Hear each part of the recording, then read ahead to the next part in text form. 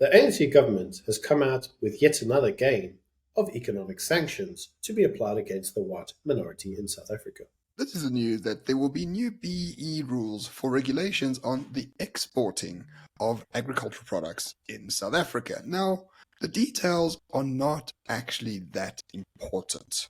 The Department of Agriculture has come out to say, don't focus so much on the BEE requirements for exports, they're just one factor in this entire paradigm. But here is the problem. If BEE is not the most important factor, why put it in any regulation whatsoever? I'm glad you asked, Ramon, because the answer is actually very easy to understand.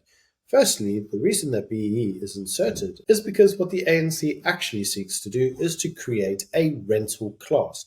In other words, they need to create a party that sits in between supplier and distributor, also known as the middleman.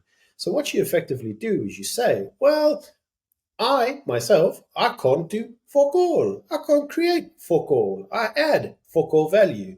But I want some of the grift, right? So what I'm going to do is set myself up as a BE consultant. I'll be the supplier who gets the export. I'll buy from you, the farmer, and I'll sell to the European company. That way, I get my cuts in the middle, whilst doing fuck all.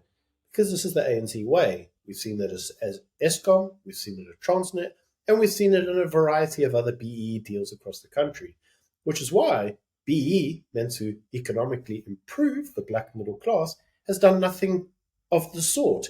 What it's actually done is serve to just enrich a few political elites that benefit from the system, whilst the remainder of the black majority remain very, very poor. And this is the absolute point of BEE. It is to create the patronage network that supports the ANC. Any dictatorship worth its salt has a coterie, a patronage system that brings people into it and that defends it at all costs. But if you look at the patronage network of the ANC, it is falling apart a little bit. Eskom has no more money. Transnet has no more money. The big corporates are sort of on the fence about BE now. They're understanding that it's not really working out for them. So now the ANC are looking for new opportunities to ensure that patronage exists. Because once patronage exists, the ANC can rule for a longer period of time.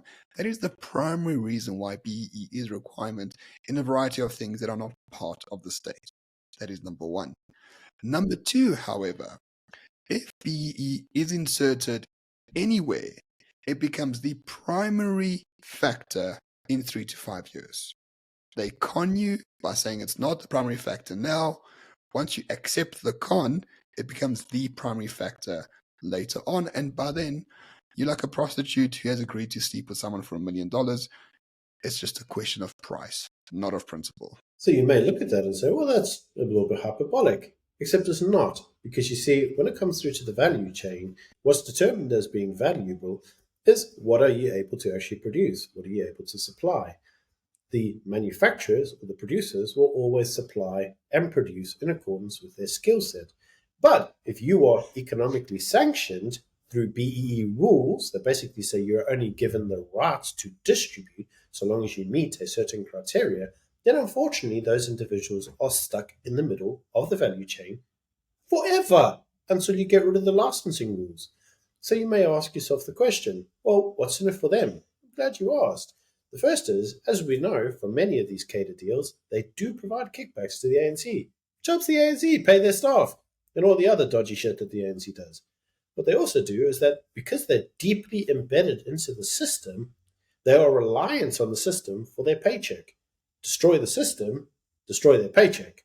So they would then be intrinsically linked to the governing party, because the governing party failing may mean that the rules get overturned. Once the rules get overturned, well, now they actually have to provide proper value. And they don't provide proper value. So unfortunately, that means the rental check will cease to exist. If you can think about it geopolitically, the white farmers in South Africa are like Russia, right? Russia is being sanctioned up the wazoo, but those sanctions are not really working. The point of sanctions is to make it difficult for people to make money. White farmers and the white minority in South Africa tend to be richer than the average person in South Africa for a variety of factors. The ANC hates that. They want a piece of the pie, so therefore they are effectively sanctioning a minority group based on these black economic empowerment policies.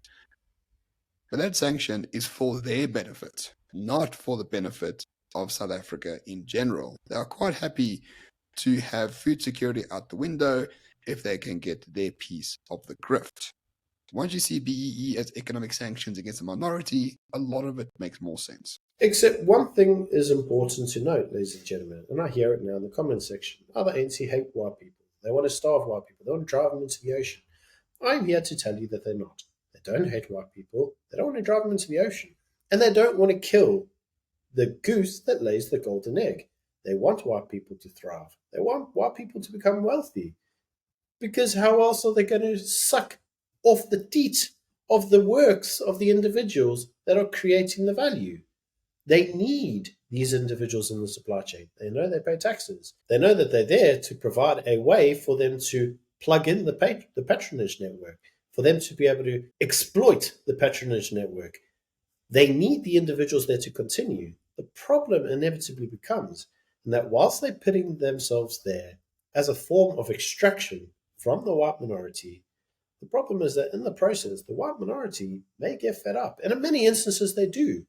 In the process of getting fed up, they may pack up shop and leave the country, inadvertently killing the goose that lays the golden egg. And this is the inherent irony of Retardani right? The ANC desperately needs minorities to make money so that they can plug into the grift of their patronage network. But while plugging into the grift, they are killing the goose that lays the golden eggs inadvertently. This is what happens when an entire political party and an entire government are retarded beyond any measure whatsoever. At the end of the day, BE is a cancer on this nation. BE does need to go. It's not that it needs to go because we want black people to be poor. It doesn't uplift black people. It only uplifts a small political class. In essence, to make black people rich, you need to destroy BE.